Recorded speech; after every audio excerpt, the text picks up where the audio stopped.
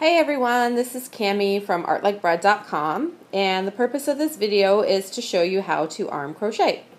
So what I have here is actually a length of crocheted chains, which I finger crocheted. You can see the chain stitch there if you're familiar with crochet. For instance, here is there. There is where the V is. Okay, you can see that. So I have created this length of crocheted chain with finger crochet, and I've used darn good yarns. Chiffon, it's reclaimed chiffon silk. I held 3 strands together, and I created this long chain, and I actually have a whole ball of it here. I'm going to try to keep that out of the picture because I've noticed that this is all very extreme close-ups, so I apologize in advance if my hand goes across the video. I'm going to try to minimize that for this one. So anyways, I want to show you this technique. It's kind of fun. You basically start the way you start a normal crochet chain with a slip knot.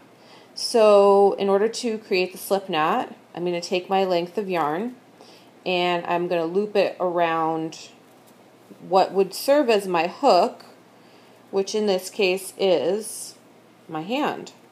So I have it yarned over, and I'm actually going to loop it through like that.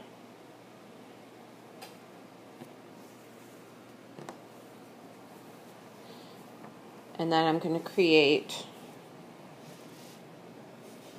my slip knot by going through the back and pulling out that loop to create the slip knot. Now I have a slip knot. Okay, this is the hand that's going to be actually the hook.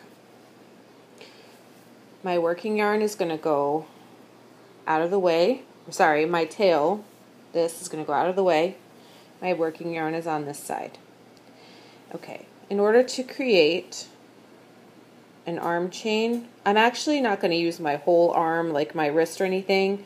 I'm actually going to show you a technique where you can just set it down on the table to create it, which is kind of fun. So I have my big loop here, and all I have to do to make this into an arm crochet is to just put it on top of the other length of yarn. So this is the whole length of yarn here. This is my loop. And this is the length of yarn. So I just have to pull that out. You can see it pulling out. I'm going to twist it a little bit. And then just lie it on top of the next part. And as you can see, I have created a crochet chain. It's right there. Alright, so now I've chained one. Let's chain another one. So in order to accomplish that, I take my loop, put it on top, pull it through, just kind of pivot it, twist it a little bit, and then lay it down. And there I've created another crochet chain right here, and there's another one ready for you. And so I'm basically going to repeat this process all the way through the yarn. So I'm just laying that loop on top of the yarn, so I've got one side of the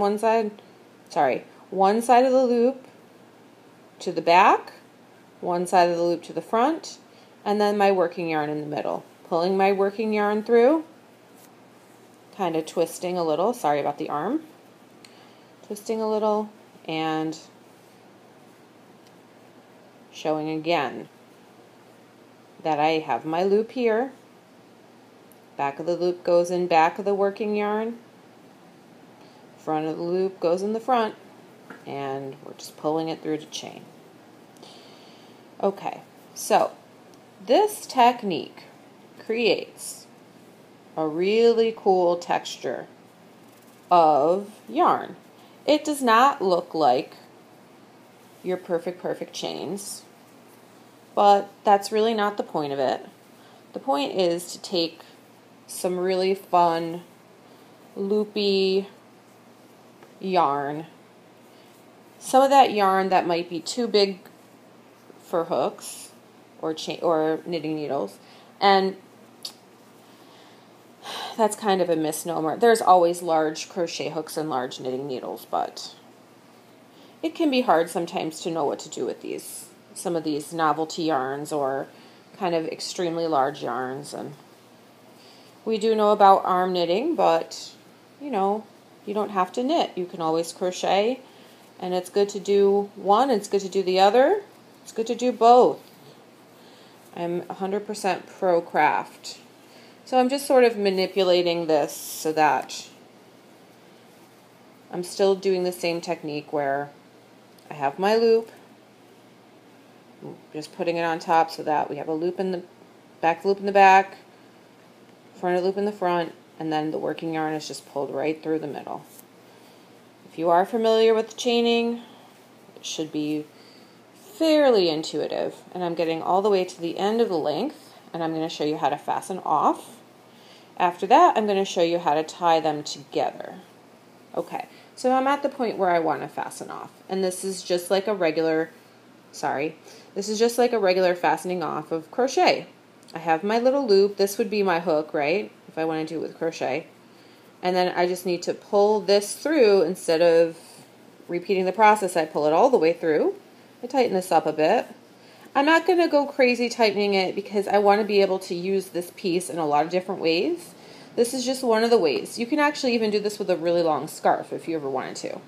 Maybe you have a really long, beautiful piece of thin fabric and you don't know what to do with it. Well, you could use this technique on it to make kind of a cool scarf, right? So to make it into a cowl, what I'm going to do is take the two ends, which I have here. You can see this is just regular finger crochet. This is where I started with my slip knot. This is where I ended with my last chain. This is some more finger crochet. And then here I have braided the ends. I had 3 ends because I told you I used 3 strands of yarn. So I braided those. Sorry, hopefully you can see them. Yeah, they're there. So then all I'm going to do, this is so easy. I'm just going to actually tie this together so that these bumps meaning the slip knot and then the little ending chain, they just bump up against each other. It actually looks really cute when you have it on. So I'm just tying these two together. I think this time I'm actually crossing them over just to create a little prettiness there. Okay, and then I'm just going to actually tie it one over the other like that. See, and that looks pretty. Then I have these 2 ends and what to do with them. Well, I could let them hang. I could just get in front of a mirror. So you can see the 2 ends now. And get in front of a mirror and kind of see how they might look. Put this on as a cowl and see how it looks. Kind of fuss with it a little bit, stretching these out, floofing them in different places. Add a pin to it. I can wear it doubled like this over my head. Sorry, can you see? Let me try this. I can wear it doubled like that over my head, and it's just really pretty. Let me move this back. Sorry about my camera angles, but I really did want to show you this video, so hopefully you can kind of see it. If you're really having trouble with it, please let me know, because I aim to please. Okay, so that's everything. What I may end up doing is just weaving this through, kind of seeing how cute it looks and working from there. But that's the whole technique. It's pretty easy to do, and it makes a very pretty neck piece to wear. So I'm going to show you from the top an angle here that you can see. Let me try to get that in focus for you. The far away view. Let me try to get that in focus for you. There we go. So you can see it's like a nice cowl. This is what it looks like all the way out. You know, it's almost like skeins of yarn. It just looks pretty. And I have my little ends here, and that can even go in the front if you like that look. If you don't like these little ends, you can clip them off, you can add beads to them, you can tie them together to make a bow. Whatever makes you feel creative and fun, and just enjoy it and wear it. Thank you so much. Thank you for your patience with my crazy videos. I love you guys. I'm Cami from artlikebread.com.